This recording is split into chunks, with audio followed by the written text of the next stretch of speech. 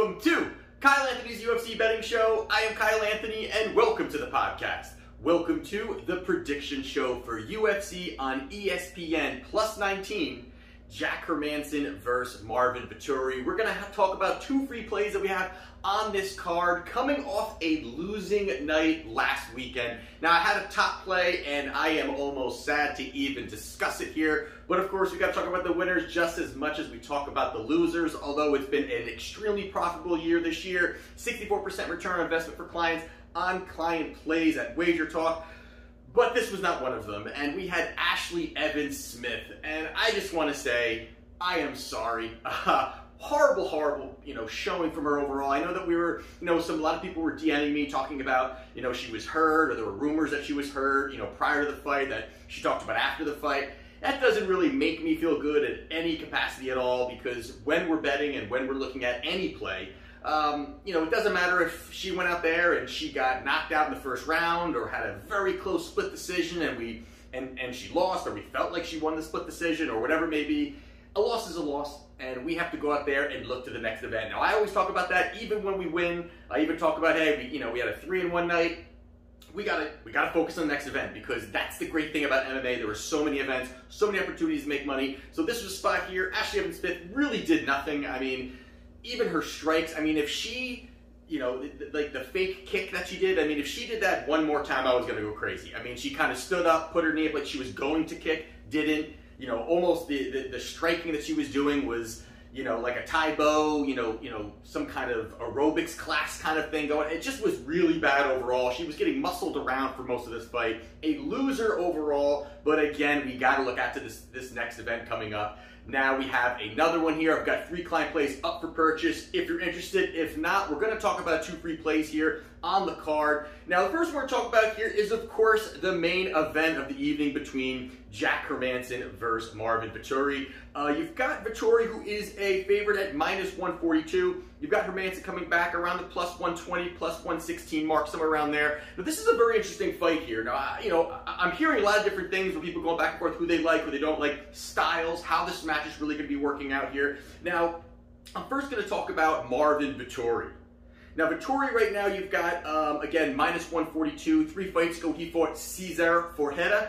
And this was a fight here where I thought Vettori looked fantastic. This was a spot where, it was a very close fight as going into it with the betting line. And he went up there and got the job done. In that first round, I feel like, he kind of was, Vettori, who was known as really that aggressive, move forward, looking to throw big shots, not scared to really get in there and mix it up.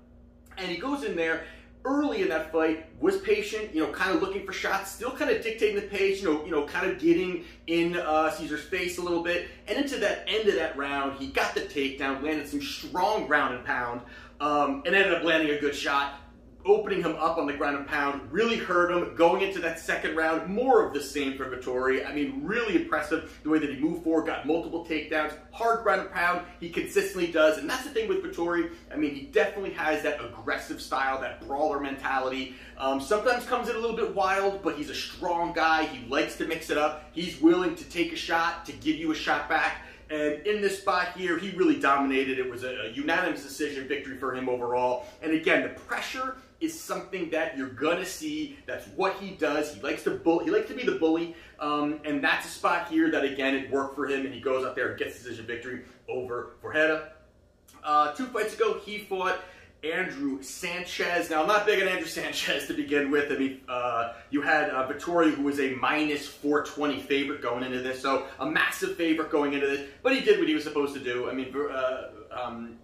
Vettori goes in there, gets the job done, beats him up. Vettori almost finished him early in that first round. He kept putting the beats on him, throughout that fight. It's not much to really break down in this fight, just because of the simple fact that it was really Vettori overall, and Sanchez, the skill set isn't there. I don't really see much in him overall long term. Landed big shots, dominating performance for Vettori. He goes out there and gets another unanimous decision victory. Then most recently he fought Karl Roberson, and this is an interesting fight here because there was obviously, you know, the fallout of the prior fight, and they were trying to get this fight going. It was a situation that, you know, both these guys didn't like each other. There was issues that were going on in the hotel lobby, and you know, Vettori was really looking to, you know, ready to scrap in the middle of the lobby. Really a lot of build up to this, and Roberson, you know, he's known for the kickboxing. You know, he's got that kickboxing, he's got strong kicks, big legs, you know, can, you know, really put a lot of power behind those shots.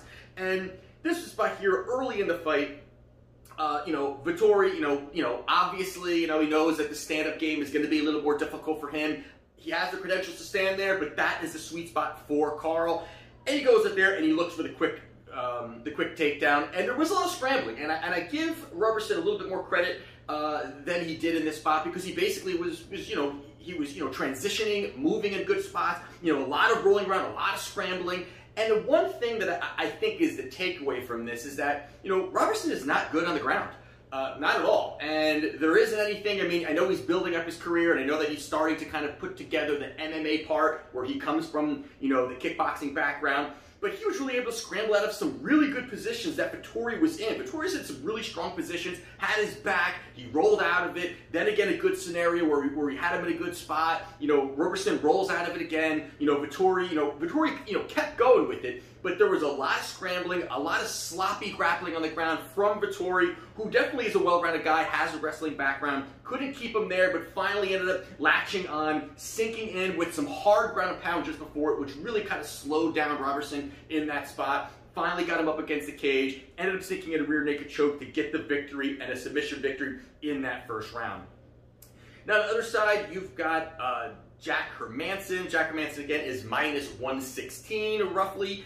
And 3 fights ago, he fought Jacare Souza, and this was an interesting fight. It was a 5-round fight, a very close fight. I mean, this is one of those situations where you got two guys who have the grappling credentials, who, you know, BJJ, and you've got, you know, all these things that go into the ground game.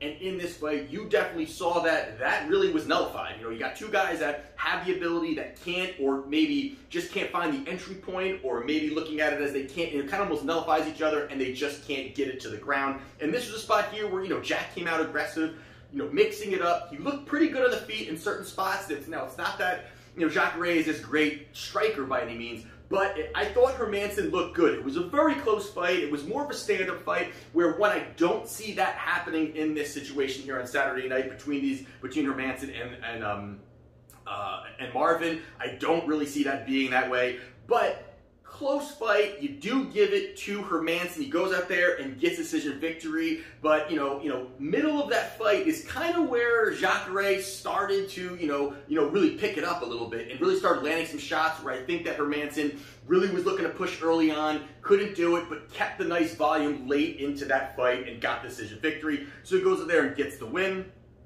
2 fights ago, Hermansson fought Jared Cannonier, and this was a fight here that really, you know, kind of opened my eyes. Although I did bet Cannonier in this spot where he was a sizable underdog.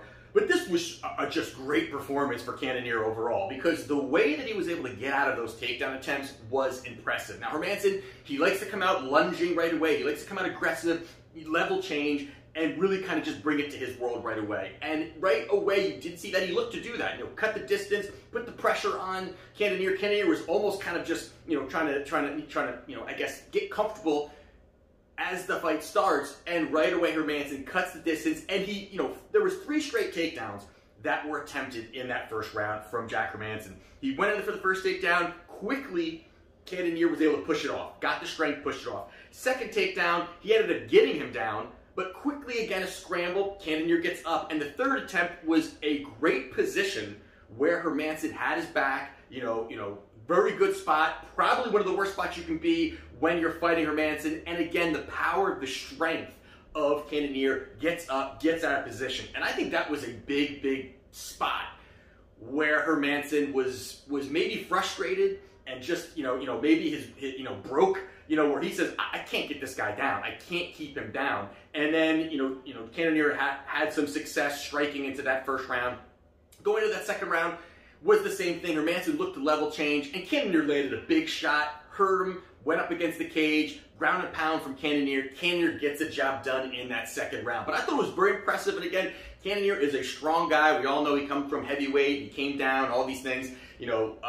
But man, he ended up getting out of those tough spots from Hermansson, who once he gets a hold of you, very good. That's his world. Cannonier gets the victory over Jack Hermansson.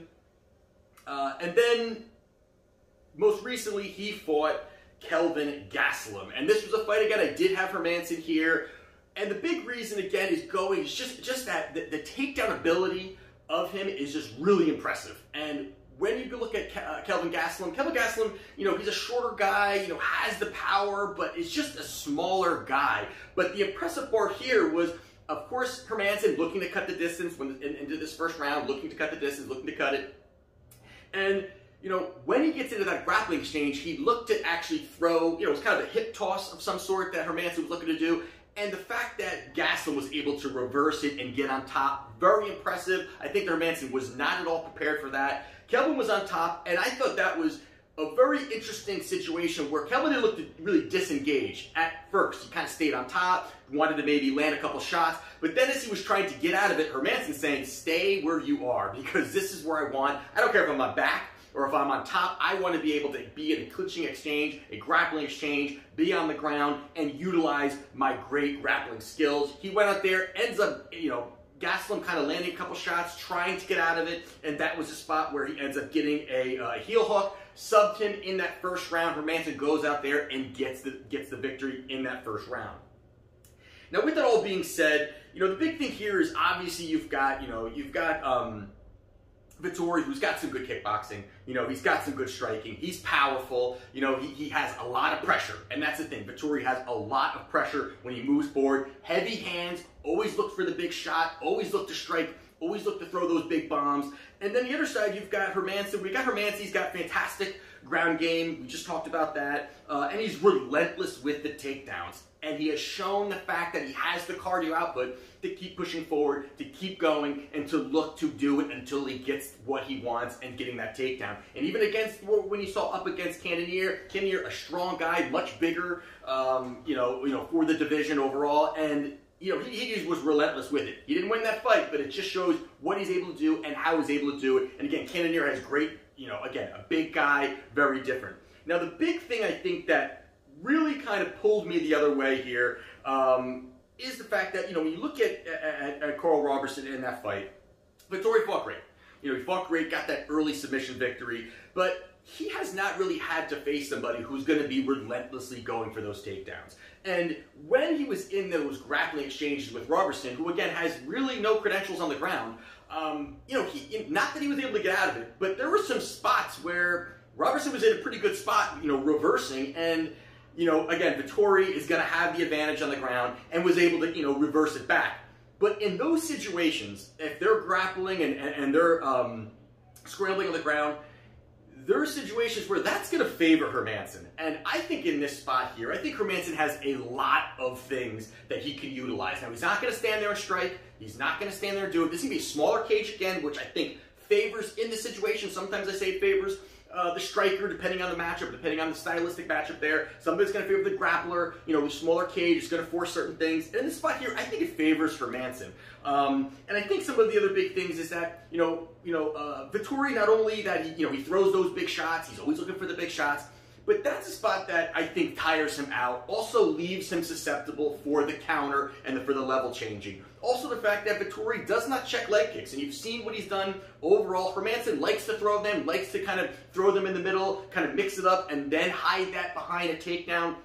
I think that's something that he can take advantage of. Also the forward pressure of Vettori. Now, Vettori likes to get close. He's going to have the shorter reach advantage. I think that, if I remember correctly, it was Hermansson has about a 3 or 4 inch reach advantage on him. Nice reach advantage. So Vettori's going to need to be close. And I think that fits into the grappling and what Hermansson wants. Now, you don't have a guy like Vettori who's going to bounce outside, throw a couple strikes, be elusive, stay on the outside, keep good footwork. That's not what Vettori does. Vettori likes to be in the pocket. He wants to exchange, and there's going to be spots there where, yeah, Vettori can land a big one and hurt you. But at any point when Hermansson's level changing, I think that that's going to be the spot where that forward pressure is going to be very difficult for Vettori actually Vettori's going to want to do the forward pressure, but that Hermansson it's going to really fall right into what he wants, which is that close grappling exchanges, close distance. He's going to have the reach advantage. He's going to be able to get his hands on him. Smaller cage. And again, Vettori is a bruiser, and he's the kind of guy that wants to bully. He wants to push forward. And a guy like that who's a bully, not that I'm saying that Vettori is not technically sound by any means, but he's the kind of guy that's kind of wild. You know, he kind of goes out there and kind of, you know, he's always flailing the big shots, and certain guys he's able to capitalize on. Certain guys that don't have, you know, the ability to throw in that level changing. Now, Hermansson does not have great striking. There's definitely no doubt about that. But I think he can at least hold his own enough, popping out the jab, throwing some leg kicks, and then mixing in some takedowns to really kind of, you know, work his way to slowing down his opponent. And then as well as just positioning, winning around, you know, if it's going to go deeper to the fight, winning around, winning by positioning, winning by top control. I think that Hermansson's going to have a great spot here. He's going to be able to push forward, and I think also the fact that, you know, again, Vettori is going to look to push forward as well, going right into the wheels of Hermansson. So for me here in the main event, as my free play, I do like Jack Hermansson plus 116. I think it's a good price there. Now, I do hear a lot of people like Vettori. I can't blame you, but I think in this spot here, I'm taking the money here, the plus money here. I think he gets out there and gets the job done. Now, the other one we're going to talk about real quickly, because this is more of a value play here, and I think the line's off, and I thought I would just share it. I was going to maybe give a prop on the main event, so maybe I'll even, you know, tweet that out. You can follow me at Kyle Anthony UFC. But I was going to maybe talk about that. But the one I really want to talk about here was one that I think is way off. You've got Movsar Evloev versus Nate Landwehr. Now, you've got Evloev is a minus 500. He's an undefeated fighter. And then you've got Nate Landwehr, who is plus 360. Going to just give basically a couple tidbits and then give my pick here. And obviously, I'm not going to be taking Evloev. I wouldn't be talking about this if that was the case. But here in this spot, I think this line is way off. I think this is way too wide for this type of fight and just where these guys are and the scrappiness that you have of Landwehr. I mean, Landwehr, you know, he's coming off a nice win where he went out there and he beat Darren Elkin. Now, the big thing here in that fight that I liked about it was that Elkin got him down, I think, one time, kept pushing for it. Landwehr's scrappy. He's able to fend off those takedowns. And the big thing also was the past people who Landwehr has fought. He comes from N1. He definitely has fought a lot of Sambo fighters where they're going to grind it out, get close to you, pick you up, take you down, you know, and Landwehr is able to always get out of those situations. He's scrappy. His scrambling ability is fantastic. He's tough. Also, he's able to come forward and land strikes. Now, he is not this is not another guy who's this technically sound striker, but he is almost at the point where, you know, he's able, same thing where, you know, he's kill or be killed kind of a forward pressure where he's going to look to just let's go, let's stand, let's bang. And you got the other side, you got Evloev, who is definitely looking for the takedown, has the ability to do that, has some power, you know, overall well-rounded kind of guy. But if he can't get this to the ground, which I think fits into where Landwehr is able to do, is able to fend off those takedown attempts, I think that, you know, he's able to go in there, and I think he's going to be able to get the job done. Now, again, I think the line here is off. I think the value is absolutely on Landwehr. This should be much closer than it is. You've got, you know, the undefeated guy. Money's coming in on him because the undefeated guy. But Landwehr, again, it's not a pretty bet by any means, but it's worth something, a sprinkle on, a little bit of something on, because I just think at plus 360, this fight will definitely be, in my opinion, much closer than this line indicates. You know, and just overall, what Evloev showed against Grundy in the last fight, to me, was not that great. I mean, he definitely got the win, but there were spots where he had to stand and strike, couldn't get the takedown. Now, if that happens, I think Landwehr's wild striking could be a problem. And again, the gas tank, too, of Evloev, is it there? Can he keep pushing and pushing and fighting those takedowns and not getting the takedown and then keep going? Those are the things that are going to be the situation where it's going to be very difficult for a guy like Evloev to keep pushing the pace there. Now, do I think he can win? Of course he can. He's a minus 500, but there is absolutely no way, regardless if Evloev goes out there and gets his victory, that it's worth the minus 500 by any means. So I'm taking Landwehr as a value play, a little sprinkle on him, plus 360. Now, I will be putting some other plays up on YouTube. I'm sorry, not YouTube. Up on Twitter. So check it out at Kyle Anthony UFC. I will definitely be posting up some other plays and everything else there. And I always appreciate everybody that, you know, again, the support has been great. Everybody has been fantastic. Appreciate everybody giving the thumbs up, subscribing, liking, following, all those great things. And that's the show. I appreciate you watching. Hit the thumbs up. And this is Kyle Anthony's UFC Betting Show. And I'll see you next time.